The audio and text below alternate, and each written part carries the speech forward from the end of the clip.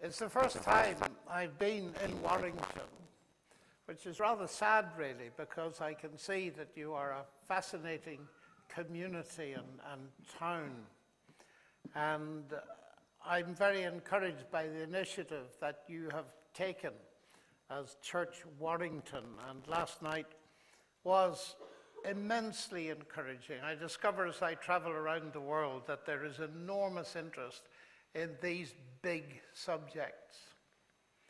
And all of my life I have attempted, particularly in the last years, to get into the debate in the public space because of the threat from naturalist domination of the academy that tells Christians in particular that they should not do God in public. I think that is a very dangerous tendency. And so I fight against it. And what I want to do to you this morning is talk about the question of confidence in our approach to the culture around us. Now, those of us who are old like me have seen the culture change immeasurably in the last 30 or 40 years. We haven't had to move geographically. The culture has changed around us. I want to talk to you about an individual who's unique historically, who moved geographically and experienced a violent transition from one culture to another. He was brought up in a very narrow, monotheistic culture in Judah, a tiny little state in the Middle East. And around 26 centuries ago, he was suddenly taken when Nebuchadnezzar, the king of Babylon, invaded Jerusalem. He was taken several hundred miles away as a teenager and immersed in a totally alien culture. He had to learn a new language. He had to learn new laws. He had to learn a whole new cultural system. Now, the interesting thing about Daniel, well, there are many interesting things about Daniel, was that he writes a book clearly as an elderly person. And he describes how he maintained his devotion to God, but not only that.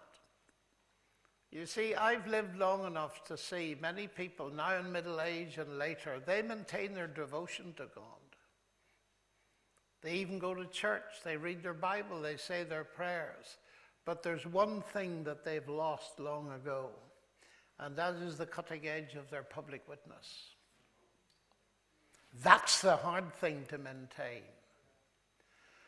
And Daniel maintained it to high old age.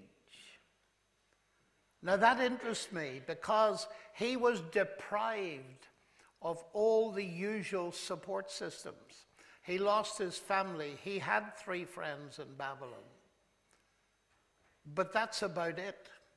And nevertheless, he managed not only to maintain his devotion, but to maintain his public witness. There's a huge battle in your life and in my life to keep you quiet, to stop you engaging. And if we can do anything to break that cycle, and if there's anything we can learn from Daniel, it's worth learning. And what I want to do, therefore, is give some pointers to start at least to see what were the critical things that gave him stability to keep his head above the parapet in the ancient world. It seems very distant because Babylon was the most idolatrous nation in the world at the time. And yet, its worldview is very similar to what is held in the academy of which I'm part today, because the dominant worldview is naturalism or materialism. And you say, what's that got to do with Babylon? Everything, because if you read anything about the gods of the ancient Near East, you will discover a very interesting thing about them. They were not primary, they were derivative. They derived from the basic stuff of the universe. In fact, in one of the legends, it is a primeval sea, like a primeval soup. The gods derived from the basic physics and chemistry of the universe. In that sense, they were material gods. Paul Davies is an eminent physicist and writes very interestingly, but so fascinating, that in the end he believes that the determinators of existence are the fundamental forces of nature. Those are the ancient gods. They deified the forces of nature. So apart from the use of the word gods, the actual philosophy in the University of Babylon is the same as the philosophy that dominates the academy in the Western world. So we can learn a huge amount from Daniel. So let's begin to have a look at how this book starts. In the 3rd year of the reign of Jehoiakim, king of Judah, Nebuchadnezzar, king of Babylon, came to Jerusalem and besieged it.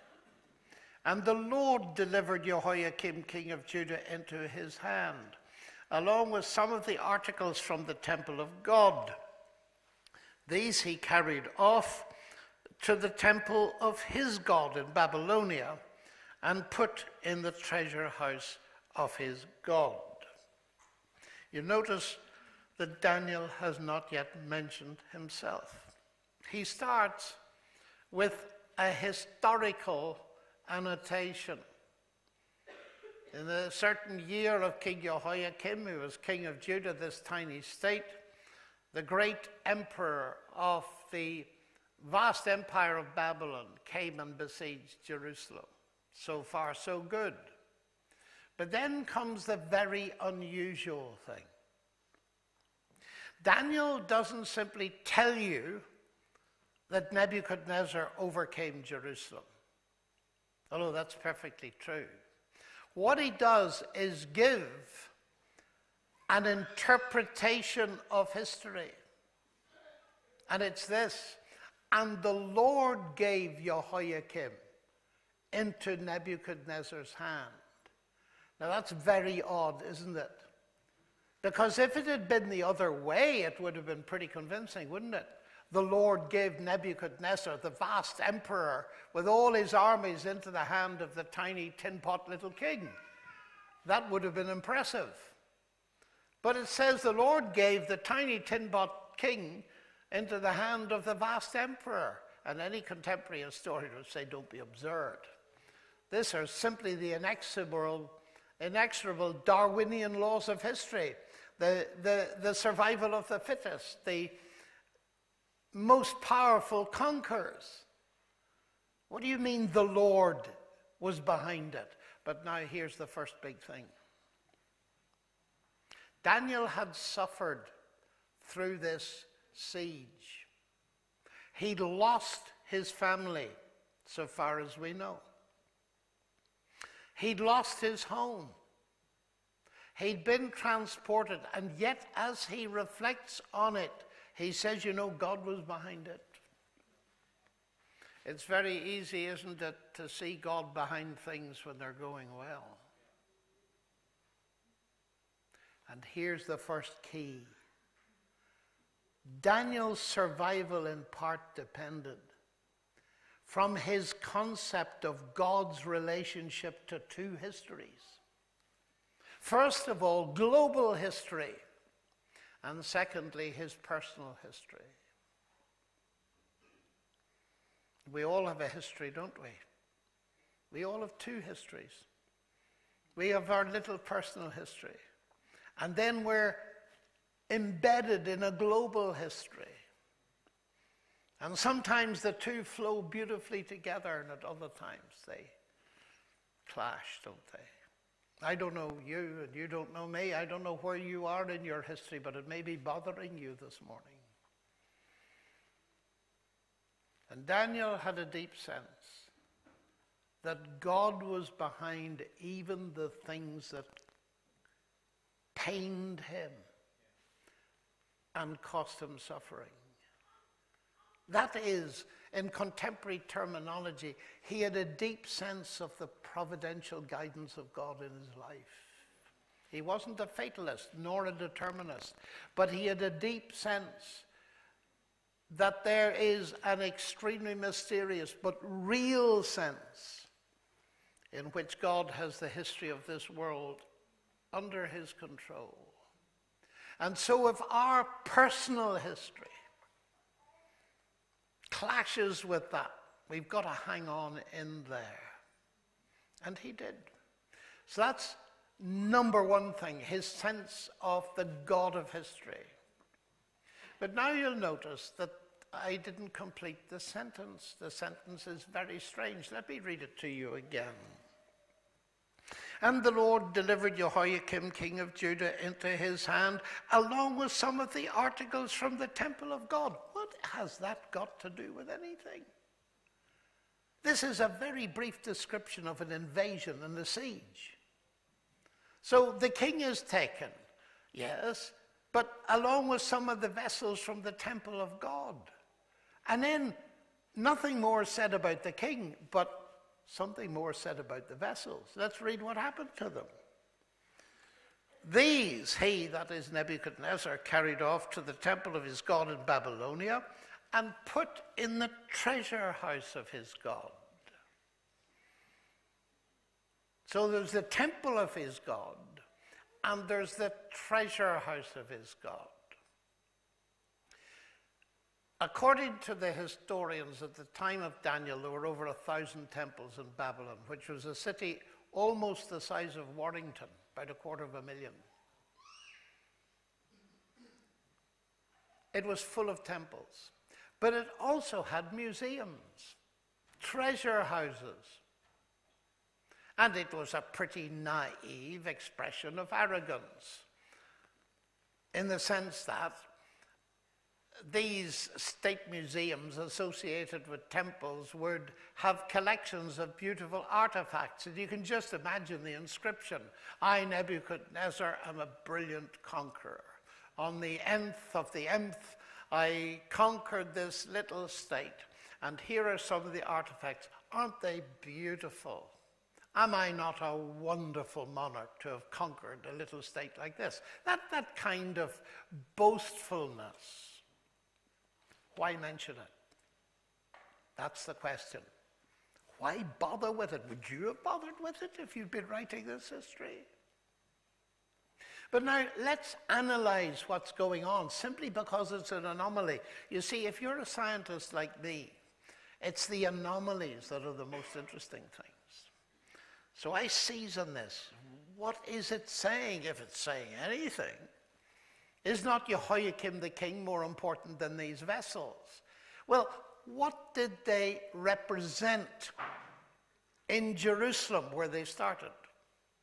They were made of gold and silver, the most precious metals that they then knew.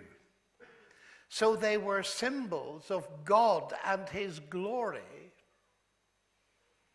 Now, what do you put in a treasure house? Obviously, things of value. So, in Jerusalem, they symbolized absolute value. The psalmist who sat in the temple of Solomon said every whit of it says glory, because there was a lot of gold leaf inside. And it was a simple way, but a powerful way of expressing the fact that this little nation regarded God as its absolute value. Nebuchadnezzar put it in exhibits from Canaan or something like this. Next door there'd be exhibits from Cappadocia. Next door to that there'd be all sorts. So think about what that represents. It's pretty obvious when you think about it. He took what was of absolute value and he relativized it. Do you recognize that? Daniel is pointing out trends, observing them from a high old age. These are the things that he regarded as important. Nebuchadnezzar reverenced them to a certain extent, but he relativized it. You like Jesus? Well, that's wonderful. I like crystals myself, you know. And some other people prefer to worship Mother Earth. Do you recognize that kind of stuff? You go for what you believe in. That's okay. But listen, these things are all relative. There is no absolute value anymore, isn't there? Oh, half a minute, ladies and gentlemen. There is. Is not torturing infants absolutely wrong? But we live in an age that's pushed this relativism, and it's not genuine, it's pseudo, and I'll tell you why it's pseudo. People are only relativist in areas that they think are not important. And sadly, one of those areas is the area of ethics and values. If I can get away with it, I will. Not is it right or wrong.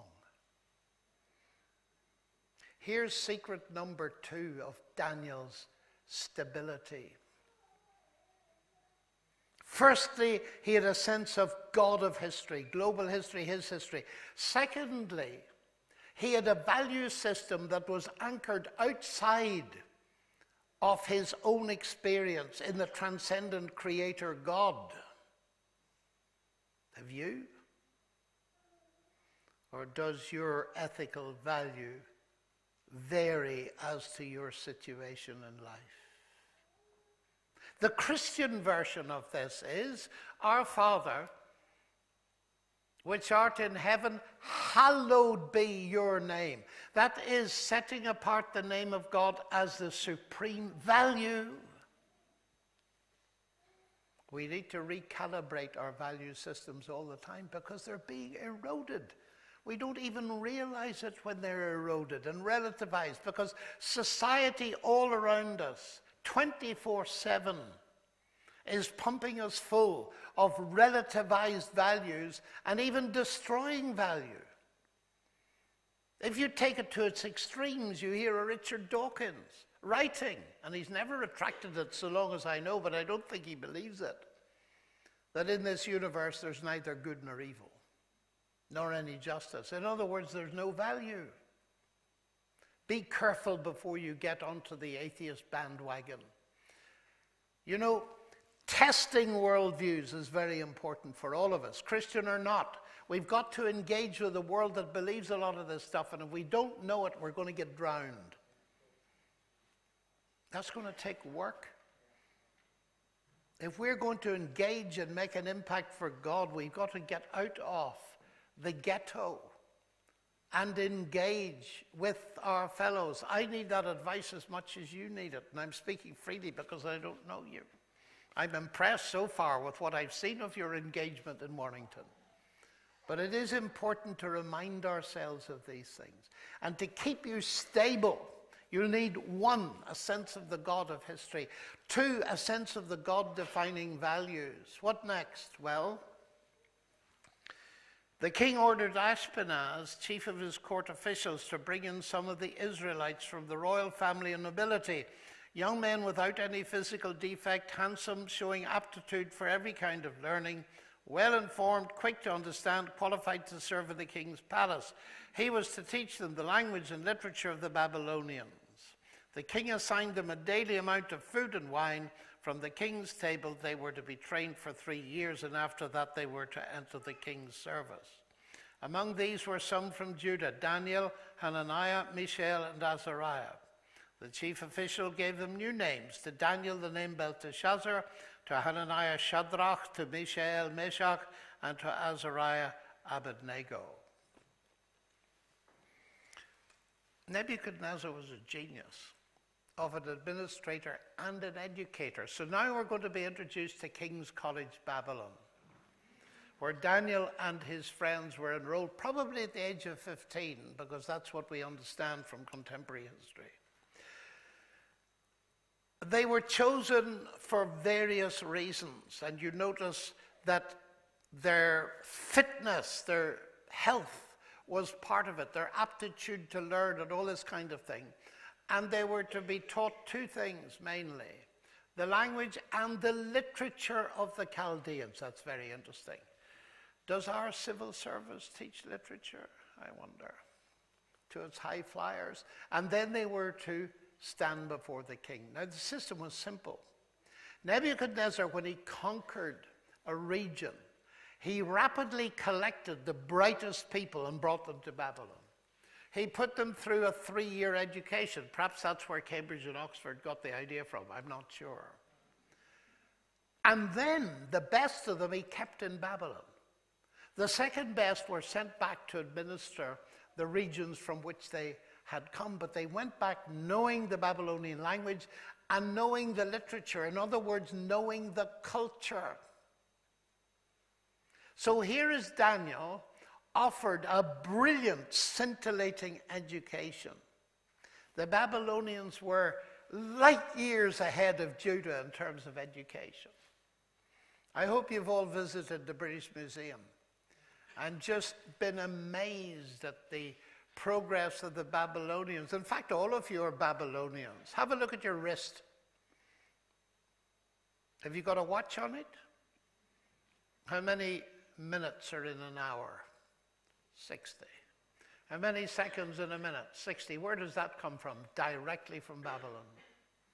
Because they worked to the base 60 because they found that 60 was a number that had many whole number divisors. And we still bear the mark of that. The same with geometry, 360 degrees in a circle, and so on. They left our impact. They were very good at mathematics. And doing mathematics in wedge-shaped characters just is beyond my mind to even understand. They could work out things like the square root of 2. They had all kinds of interesting architectural drawings. They were brilliant engineers. They had central heating. They had primitive forms of air conditioning and the movement of water and sewage and all this kind of thing. They'd got nothing of that in Judah, absolutely nothing. And then they were full of ideas. They had vast stores of literature. They were interested particularly in law. The Code of Hammurabi is world famous. And so after Daniel and his friends got over the initial shock, here was a huge opportunity for them. Babylon was a swinging city in every possible way. Its hanging gardens, its art, its music. They had orchestras. One figures in this book, the State Orchestra of Babylon. It was just absolutely spectacular. So what could be wrong with it? That's a question, isn't it? Because what we're meeting here, make no mistake about it, is high and brilliant culture. And please notice Daniel didn't, well, he had no choice, of course, but he didn't form a little monastic clan and go out into the desert and dig a hole for himself and his friends. No, he took the education. And he ended up running the empire. Not only that, he ended up running the empire after it. He's the only man known in history to have run 2 successive empires. Spectacular. And he maintained not only his faith in God, but his witness to God. How do you do that? How do you do that? How do you stand in the culture, yet above the culture? Well, we're about to see. Here were these friends. I like to imagine them. I'm Irish, you know. I've got an imagination. I like to imagine them coming into dinner the first night. And they're sitting, 4 of them on their own, feeling pretty nervous and pretty hurt. And a Babylonian student of some sympathy, let me call him Nabu, sees them and comes over and says, "Chaps, I haven't seen you around before. My name's Nabu. Oh, nice to meet you. Well, what's your name? Well, mine's Daniel. It's what? Daniel. Never heard that name before. What? I mean, it sounds vaguely Semitic. Is it Semitic? Yes, it is. Actually, it's Hebrew. Oh, I see. Oh, well, I'm very sorry for you chaps. I did hear that Nebuchadnezzar beat you up recently and so on. But now you're here. I mean, forget about the past. It's going to be great, guys. Daniel, though, that's interesting. You see, my name is Nabu, and I'm named after the moon god. What does your name mean? Does it have a meaning? Oh, yes, it does. What is it? God is my judge. Oh, dear, oh, dear. Oh, God is your judge. Goodness, no wonder you were beaten easily by Nebuchadnezzar. Imagine going around thinking God was watching you, and now you hear the voice of Christopher Hitchens at the Edinburgh Festival saying to me, your God is like a North Korean dictator in the sky, watching to see if you're enjoying life and threatening to spoil it. God is my judge. Listen, Daniel, we're going up to the temple tonight and the girls are free. You'll then see what it's like when the God gets into you. Just half a minute, Nabu. I noticed the lecture list for tomorrow morning. The first lectures are the Code of Hammurabi. And I notice you're enrolled as well. Yes, I am. I hope to be a lawyer. Oh, do you really? That's very interesting. And what next? Well, he said, maybe I'll become a judge. Oh, so you believe in judgment, do you? Where do you get a base for judging, Nabu? And you can just see the argument start, can't you? And Daniel says, look, unless you have a transcendent base for judging, then your values are arbitrary. What base do you have for judgment? And I can just see these friends, and Hananiah says, just a minute, Daniel, we ought to tell him about my name. Well, what does your name mean? God shows grace. Oh, I see, says Nabu. You believe in the grace God, and Daniel the judge God. No, says Mishael. My name means only God is God. He's unique. There is only one God. And then after a bit more discussion, you can see it go, can't you? Azariah says, you'd better hear what my name means. It means God has helped us. Listen, Nabu, this is real. I know we've been taken captive, but just watch us for a few weeks, and you will see that these commitments are real. Do you know, you could almost preach the Christian message from those four names. I've done it many times. But they weren't going to be allowed to do it, ladies and gentlemen. No. Nebuchadnezzar was clever. He believed in homogenizing his people. Put them all in blue jeans. That kind of, make them the same. Cut down the tall poppies, as they would say in Australia. So they were given pagan names. And some of them were cruel parodies. Like Mishael was called Meshach, who is like Aku, the moon god, rather than who is like Jehovah, the God of Israel. They were not going to be allowed to identify themselves by their names. What's that all about? Oh, that's about silencing witness, isn't it? As a state policy. Clever, very clever. But actually it's lovely, because at the end of the book, Daniel is still called Daniel. His name survived the empire. Yes.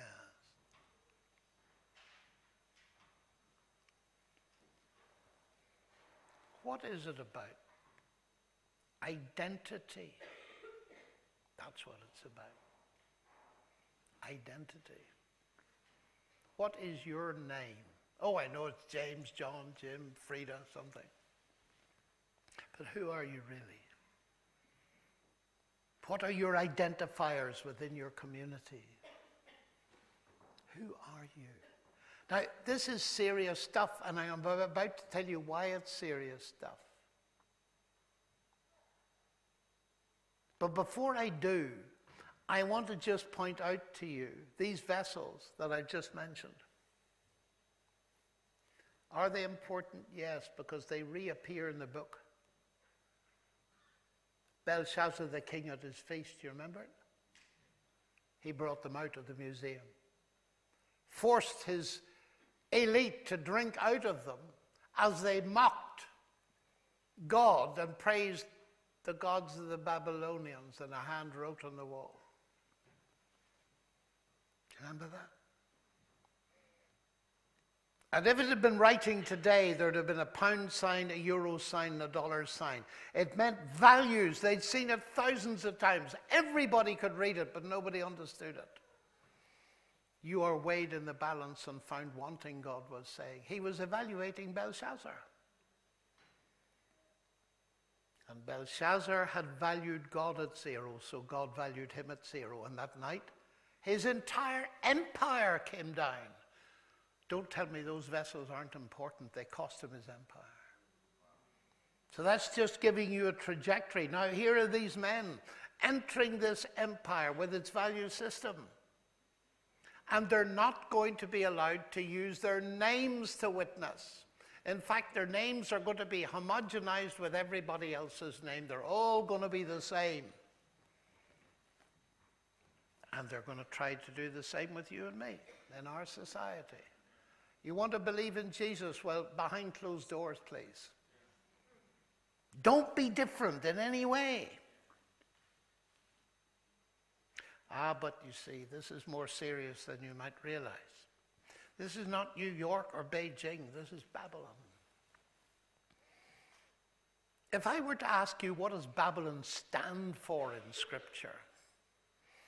You'd want to go back to Genesis 10 and 11, the great cities of the ancient world. And Babylon, like all cities, had a philosophy. Now, I'm old enough to remember the Cold War and the way in which radio announcing operated. Washington said this morning and Beijing replied in Moscow. Do you remember that kind of announcing? Where a city encapsulated and symbolized the ideology, the cultural and political view of a country. That's the same in the Bible, and it'll enliven your Bible study if you ask the question, what did Babylon stand for? Well, we're told, come, let us build a city and a tower that will reach to heaven, and let us make a name for ourselves that we shouldn't be scattered abroad in the earth. Now, there is a competition among countries in the world to build the tallest building. Have you noticed that? Do you know why people do that? It's to do with identity. You'd never have heard of KL if it wasn't for the Petronas Towers. And some wit has put it very well. Behind every tall building, there's an even bigger ego. There's a great literature on the philosophy of skyscrapers. And I've read it. Some of it in connection with this whole thing, because Babylon represents the attempt to harness human genius with technology to build and create an identity by towering up into space. Now, as space becomes limited, cities go upwards. Think of Singapore, think of New York, think of Hong Kong. That it might reach up to heaven. But there's a bit of humor in Genesis, you know. They didn't quite reach heaven because the Lord had to come down to see it. So they didn't get far enough, did they? The Lord came down to see their city. Now, I'm not going to start talking about the philosophy of cities because it's enormously important. And God isn't against cities, by the way. But he's very interested in the philosophy behind cities. And this philosophy was, let us make a name for ourselves. Now here we come to it. Babylon changes names, ladies and gentlemen. Babylon changes names. It changes identities. And if you haven't got anything within you to resist that, in your relationship with the living God, your identity will be changed as surely as anything. Let us make a name for ourselves. You say, what's wrong with that? I don't think there's anybody in this room that doesn't want to be significant. Is there? But let me contrast it with what happens in the next chapter of Genesis. Because there was a man in that culture, his name was Abraham. And God said, come out, and I will make your name great. And as we sit here this morning, there are only two ways to live, aren't there? One is that you're sitting there and you're desperately trying to create your own significance. And the world around teaches you to crawl over everybody else and push them down so as you can come up. Or you're learning, and sometimes it's a real battle, to be content with the name and significance that God gives you. Has that been easy? Let's be honest, folks. We all look at other people who are more blessed, who are more gifted, who are more this, more that. Has God made a mistake? It is a battle of faith in trusting God that we learn to accept the name and the significance He's given us. It's big stuff, isn't it? Very big stuff. Babylon changes names. Now, Daniel couldn't help his name being changed, but he never lost his identity because his identity depended on God. And that is the crucial thing. So principle number one is a God of global and personal history. Principle number two, a God who determines values and is set apart. Sanctify in your heart Jesus is Lord. That is the precondition for witness. Not learn every book on apologetics that was ever. Those are important. But the key to witnessing in our contemporary society is setting apart Jesus as Lord in our hearts as our supreme value. Then there's identity. Finding our identity not in becoming a self-made person worshiping their creator, but finding our identity in Christ. And that's not a thing that just happens like that. We're working on it. And we need to keep working on it. Well, what's the next thing? Well, the next thing is Daniel protests against the food in the university refectory, as many students have done since.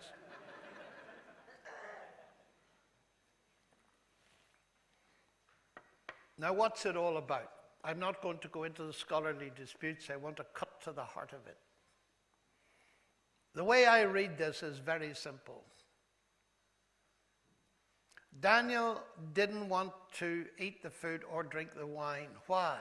Well, I suspect that the University of Babylon was like the University of Oxford, where at the beginning of a meal a scholar or someone would read a grace. But in the Babylonian case, it would be a libation to the gods. Now, I can't prove it to you, but I suspect that Daniel in his heart thought that if I start on this, it will go down a very dangerous trajectory. It did.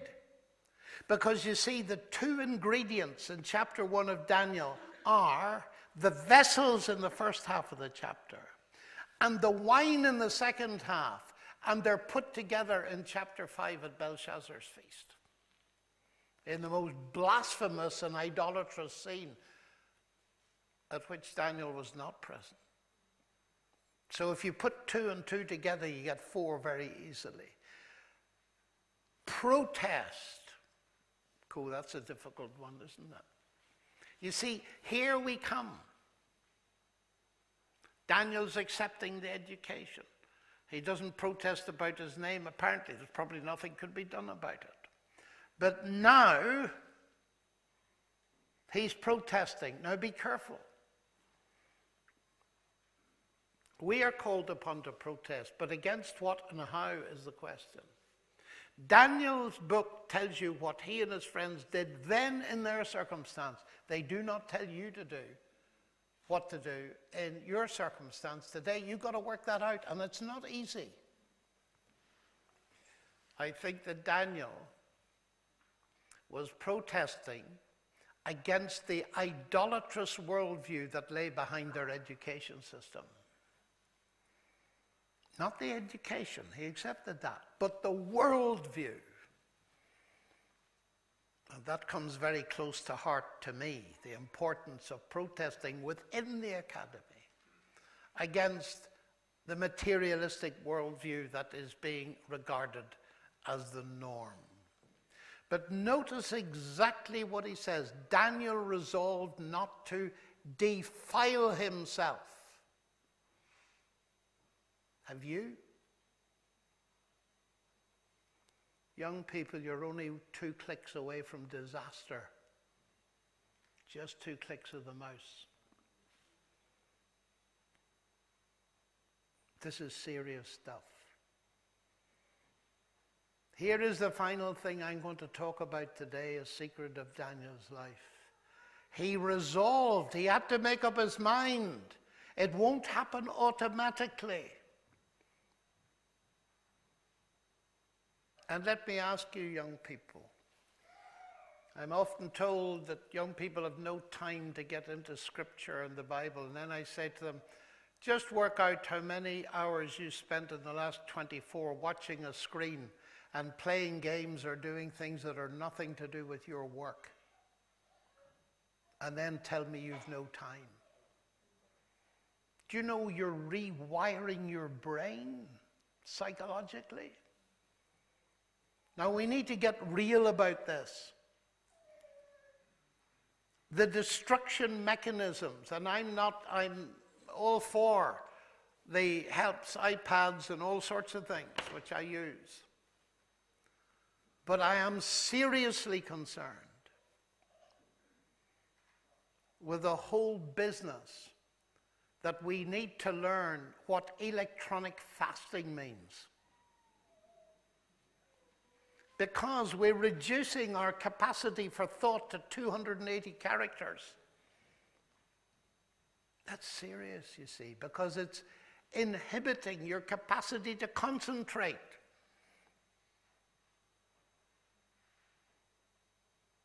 Daniel resolved not to defile himself. And the dean of students, who obviously was a nice chap, and Daniel had won his heart, he said, look guys, I can't risk it. I'm sorry, but you know, why should the king see you looking worse than anybody else? And you'd endanger my head with the king. And Daniel was very sympathetic. He gave the man space. Oh, he was marvelous, Daniel. What an example to us. He gave this guy space, and he says, test us for a few days. The first epidemiological controlled trial in world literature here. But just before we go there, what's the issue here? Well, it's not history, it's not values, and it's not identity, it's image. Why should the king see you looking worse? Oh, this is a huge pressure. And I can never mention this without my mind going back to when I was 19 and a student at Cambridge. And I found myself sitting at dinner with a Nobel Prize winner. I'd never met one before. And I started talking to him. I've developed a habit of asking people questions because it's easier to do that than answer them, you know. Yeah. So I engaged this Nobel Prize winner, and I gently approached the question of God, and he got very uncomfortable. So I gave him space like Daniel did, And I thought that was the end of it. He didn't speak to me anymore during dinner. But at the end of the dinner, he said, "Lennox, please come to my room." And I could sense that something was afoot. I came, and he'd invited 2 or 3 other very senior people, no other students. And they sat me in a chair, and they stood around me. "Now," he said, "Lennox, do you want a career in science?" I said, "Yes, sir." "Well then," he said, "you give up these infantile notions of God tonight in front of witnesses. You'll never make it. You will suffer by comparison with your peers if you persist in these naive notions." Talk about pressure. And I summoned, I don't know from where, but I think I do. I said, "Sir, what have you got to offer me that's better than what I've got?" And he came out with something which most of you will probably never have heard of, Bergsonian evolutionism. I had, because I read C.S. Lewis. And I said, "If that's all you've got, with due respect, I'll take the risk and stick with what I've got." And I went out, and I tell you, that put steel into my heart that's never left it. And I couldn't help thinking that if I'd been an atheist and they'd been Christians, and they'd tried to beat my atheism out of me like that, they would have lost their jobs within 24 hours. But because it was the other way around, it was okay. And I can hear those words ringing yet. You'll never make it because of your image. Image is important, isn't it? My heart goes out to young people, desperate for acceptance. On they go to Facebook, and they get such violent stuff coming back, they start to self-harm. Our society is riddled with horrific things happening to our kids particularly. Awful stuff being said. And I talk to many people, and I say, "How many friends do you have at Facebook?" And they say, "Well, I have so many." "How many real friends?" 0. We need to get real, don't we? Well, we've only started the book of Daniel, haven't we? But then, I've written a book about it. So if you want to hear any more, ladies and gentlemen, you can read the book, but thank you very much indeed.